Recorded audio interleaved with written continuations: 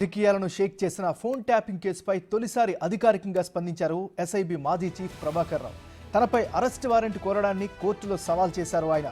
మాజీ ముఖ్యమంత్రి సామాజిక వర్గానికి చెందిన వాడిని కాబట్టే కుల ప్రాతిపదికన ఇంటెలిజెన్స్లో తన నియామకం జరిగింది అనడం సరికాదని చెప్పారు.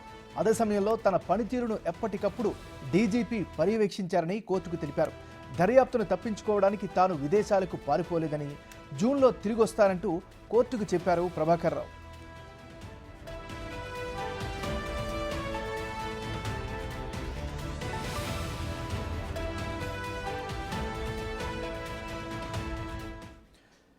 మనం బ్రేకింగ్ న్యూస్ చూస్తున్నాం. తెలంగాణ రాజకీయాలను షేక్ చేసిన ఫోన్ ట్యాపింగ్ కేసుపై తొలిసారిగా అధికారికంగా స్పందించారు ఎస్ఐబి మాజీ చీఫ్ ప్రభాకర్ రావు. ఇక ఇదే అంశానికి సంబంధించి మరింత తాజా సమాచారాన్ని మా అసోసియేట్ ఇన్పుట్ ఎడిటర్ నగేష్ లైవ్లో అందిస్తారు.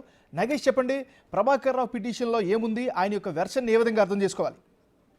క్రిమినల్ అడ్వకేట్ సురేందర్ రావు ద్వారా నాంపల్లి కోర్టులో పిటిషన్ దాఖలు చేశారు. తన అరెస్టుకు సంబంధించి ఏదైతే రెడ్ కార్నర్ నోటీసు జారీ చేస్తామని చెప్పి కమిషనర్ కొత్తకోట శ్రీనివాసరెడ్డి 2 రోజుల క్రితమే మీడియా ముందు చెప్పిన పరిస్థితి. ఎందుకంటే ప్రభాకర్ రావు విదేశాల్లో ఉండడం, ఫోన్ ట్యాపింగ్ వ్యవహారం అంతా ప్రభాకర్ రావు చుట్టూ తిరుగుతూనే ఉంది. ఎందుకంటే ఇందులో కింగ్ పిన్గా, కీ రోల్గా మొత్తం ఎంటైర్ ఇష్యూని ప్రభాకర్ రావే నడిపించడం అనేది ఆరోపణ.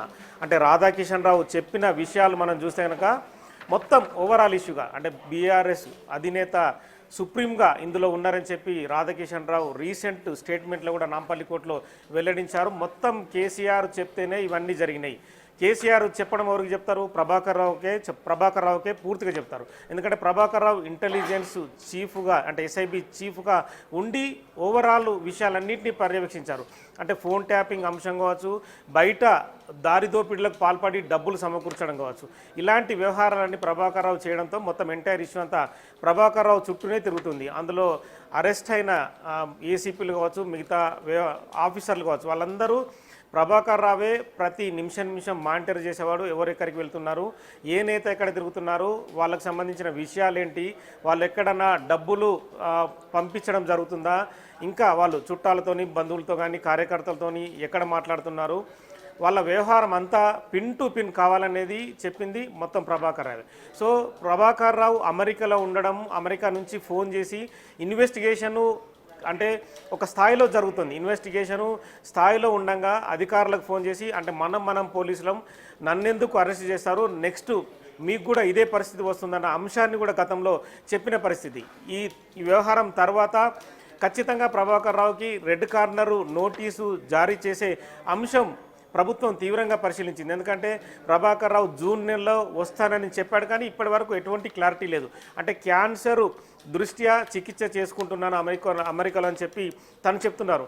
అది ఎంతవరకు నిజం అనేది తెలియని పరిస్థితి. ఎందుకంటే ప్రభాకర్ రావుకి క్యాన్సర్ ఇప్పుడు ప్రజెంట్గా వచ్చింది కాదు. ఎందుకంటే కొన్ని ఏళ్ళ నుంచి ప్రభాకర్ రావుకు అతనికి అంటే మూతి మీద క్యాన్సర్ ఉంది. ఆ క్యాన్సర్ చికిత్స ఆల్రెడీ హైదరాబాద్లో తను చేయించుకున్నాడు.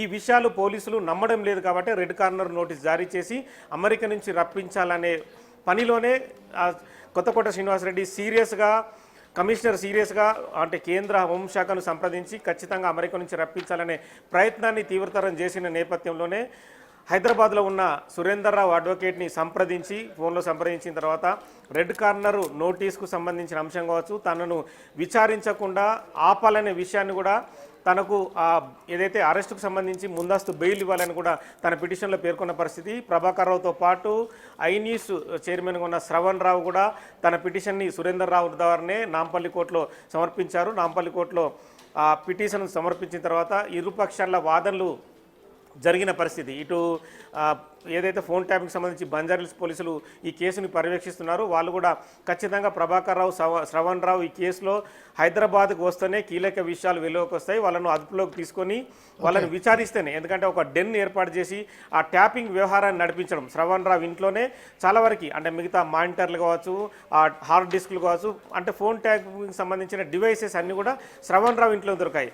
సో వీళ్ళిద్దరిని విచారిస్తేనే బయటకు వస్తాయని చెప్పి వాళ్ళు వాదించారు. ప్రభాకర్ రావు తరఫున సురేందర్ రావు ఈ వ్యవహారం కీలక దశలో ఉన్న టైంలో అతను అనారోగ్యం దృష్ట్యా అమెరికాలో ఉన్నారు, తను జూన్లో వస్తారు, ఈలోపు అరెస్ట్ చేయకుండా రెడ్ కార్నర్ నోటీస్ జారీ చేయకుండా నిరోధించాలని చెప్పి వాదనలు వినిపించారు. ఇరు పక్షాల వాదనల తర్వాత నాంపల్లి కోర్టు ఈ నెల 10కి తదుపరి విచారణ వాయిదా వేసిన పరిస్థితి.